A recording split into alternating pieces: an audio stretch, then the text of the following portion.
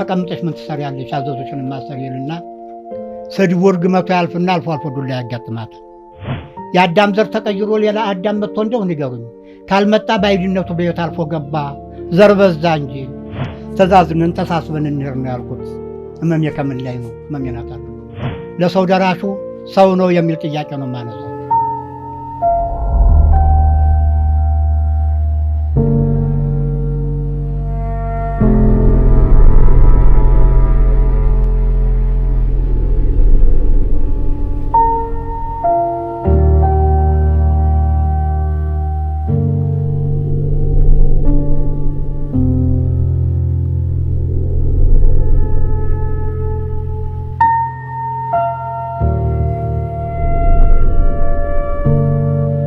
ፈጣሪ ትእዛዝ ነው ብዬ ነው የምይዘው። ይህን ያልኩበት ከመነሻዬም ሳየው ያሳለፍኩትን ውጣ ውረድም ሳየው በእኔ የሚታልፍ አልነበረም። ሳይታጠፍ እዚህ በመድረሱ የእሱ ነው እላለሁ። እናቴም እንደምትን በ6 ወሩ ቁሞ ሄዷል። በ2 ዓመቱ የመጠየቅ የመመለስ አቅሙ እንደ ትልቅ ሰው ነበር። በ4 ዓመት ዕድሜው ስለ ሰው ልጆች ማህበራዊ ኑሮ ይጠይቅ ነበር ትላለች። ለእኔ አይደለም የጠየቀችኝ፣ ለእነሱ ነው ስትነግር የሰማው። ለእኔ ልጄ ታሞ ሀሳቡ ከሰው ተለይቶ የአይምሮ ችግር ነው፣ አብሮ የተፈጠረ የአይምሮ ችግር ነው እያለች እያዘለች በየመድኃኒት ስትወስደኝ አውቃለሁ። አልዳንኩላትም። እናቴን አድክሜያታለሁ እና የ2 ዓመቱን ልተወውና የ4 ዓመት ዕድሜ ልናት። በ4 ዓመት ዕድሜ 4 ነገሮችን ያዝኩት። የሰው ልጆች ከሚሰሩት፣ ከሚያደርጉት፣ ከሚናገሩት መሰራት የሚገባው ቆርጦ መሰራት የማይገባው ነገር የሰው ልጅ በሰው የተሰራ እያየሁ ይህ ነገር ለምን እያልኩ ነው። እና በዝርዝሩ ገልጣለሁ። የኔ ወላጆች ገበሬዎች ናቸው። በእርሻ ስራ ላይ አብረው ይውላሉ። በጉልጉሎ፣ ባረሙ፣ በአጨዳው፣ በነዶ ሸክም እናቴ ከአባቴ ጋር አብራ ትውላለች። ማታ ላይ ሲመለሱ የአባቴ ስራ ዱር ነው፣ የእናቴ ስራ ከቤት ይቀጥላል። ድስቱ፣ ምጣዱ፣ እንጨት ማቅረቡ፣ ልጅ ማጫወቱ፣ እግር ማጠቡ። ያን ጊዜ ደግሞ እንደዚህ ዘመናዊ ወፍጮ የለም። በእጇ ፈጭታ ነው ቤተሰቡን የምትመግበው። ያ ሁላ ስራ ለእናቴ መደበኛ ስራዋ ነው። ከመደበኛ ስራዋ ውጭ ዕለታዊ ትእዛዞች አሉ፣ ከአባቴ ወደ እናቴ የሚያልፉ። ያን ሁላ ትእዛዝ ይዛ መደበኛ ስራዋ ጋር የምትደክም እናቴ ነች። ስራ ሲበዛባት የታዘዘችው ትእዛዝ ወደ ኋላ እየዘገየ በሚመጣ ጊዜ አባቴ በእናቴ ላይ ይቆጣል። ተቀምጠሽ ምን ትሰሪያለሽ? አዘዞችን ማሰሪልና ስድቡ እርግመቱ ያልፍና አልፎ አልፎ ዱላ ያጋጥማት። ያን ጊዜ ነው እናቴ ትርፍ ጉልበት አላት ወይ ነው ጥያቄ። እናቴ ትርፍ ጉልበት አላት ወይ? የዶሮ ስራ የእሷ ጭምር ሆኗል። የቤቱ ስራ የእሷ ብቻ ሆኗል። የምንመገበው ሁላችን ቤት ያለነው ልጆች የሁላቸው ነን። የዶሮን እንዳገዘችው ሁሉ የቤቱን ስለምን አያግዛትም? በአሁኑ እግሩን እንኳን አይታጠብላትም ለምን የሚል ጥያቄ ነው ማነሳው። የኔ እናትና አባቶች መስሎ ይታየኛል። እያሰብኩ ስሄድ የሁሉም የሴቶችና የወንዶች አዳር አንድ አይነት ሆኖ አገኘዋለሁ። ለምን ነው? ሁለተኛው ህፃናቶችን በማይ ጊዜ እግረ ተከል ተሆኑ ጀምሮ አቅማቸውን ያላገናዘበ ስራ ሲሰጣቸው ያለው ያ ስራ ሲበላሽባቸው ሲጠፋባቸው አቅማቸው ግምት ውስጥ ሳይገባ ለምን አጠፋህ፣ ለምን አበላሽህ የስሜት ማውጫ ዱላ ነው የሚሰጣቸው። ለምን ይሆት አይደሉም ወይ? አቅማቸውን ያላገናዘበ ስራ መሰጠቱ ኋላ ዱላው ለምን የሚል ጥያቄ ነው የማነሳው።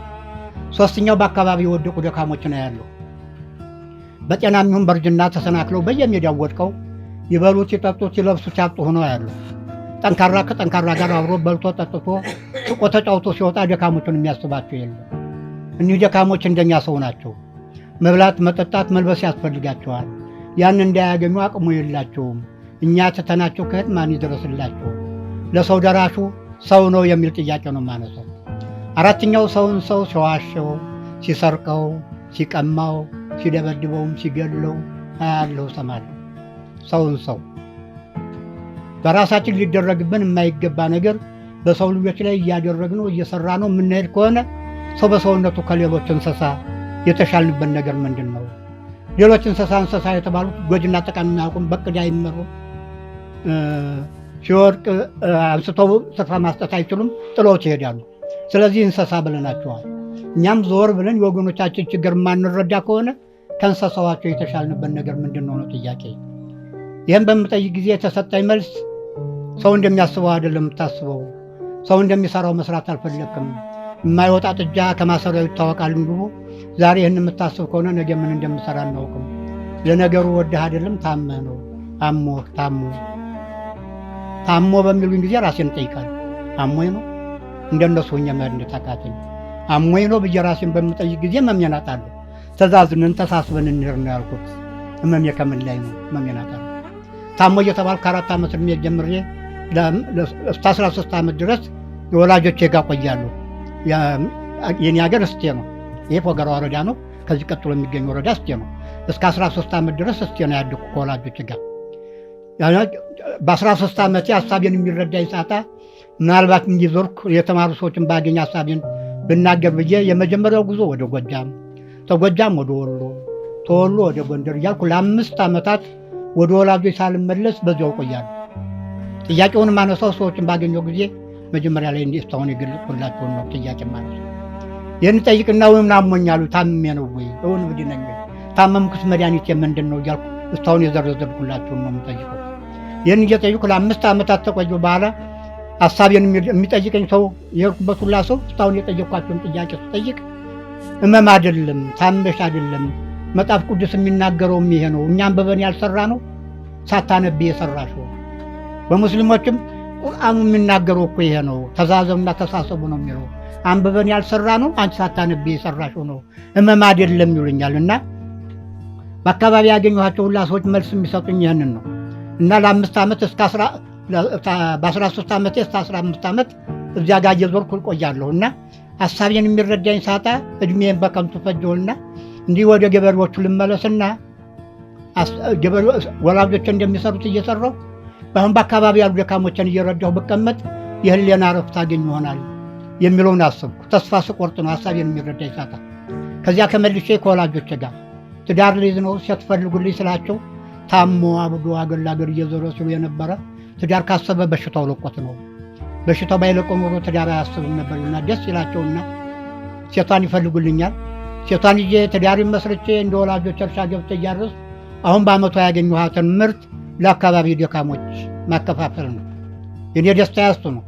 እሱም በማድረግ ጊዜ አይድንም። የሚድን በሽታ አይደለም የያዘው። እሱ አይለብስም፣ አይበላም፣ አይጠጣም፣ አልታደለም። የእሱን ገንዘብ ዘመድ አያገኘውም፣ ለባይድ ነው የሚሰጠው ይላሉ። እዚህ ላይ ለእኔ ሌላ ግርምት ነው። ከሰው ልጆች ላይ ባይዱ ማን ነው ነው ጥያቄ። ከሰው ልጆች ላይ ባይድ የምትሉት የትኛውን ነው? ዘመድ የምትሉት የትኛውን ነው? በእኔ በኩል ነጭ የሚሆን ጥቁር ራሱን ነጭ ራሱን ጥቁር አድርጎ የፈጠረ የለም። ነጭ ጥቁር ማድረግ አንድ ፈጣሪ ስራ ነው። በዘር ሐረጋችን ግን የአዳምና ሔዋን ልጆች ነን። የአዳም ዘር ተቀይሮ ሌላ አዳም መጥቶ እንደው ንገሩኝ። ካልመጣ ባይድነቱ በሕይወት አልፎ ገባ። ዘር በዛ እንጂ አይ ታመህ እኮ ነው። ባይድና ዘመድ መለየት ያቃተህ ታመህ ነው። ብታውቅ ከ7 ትውልድ በኋላ ባይድ ይሉኛል። አሁንም አልገባኝም። 7 ትውልድ ከደረሳችሁ በኋላ ባይድ ትፈጥራላችሁ ያለው ማን ነው ነው ጥያቄ።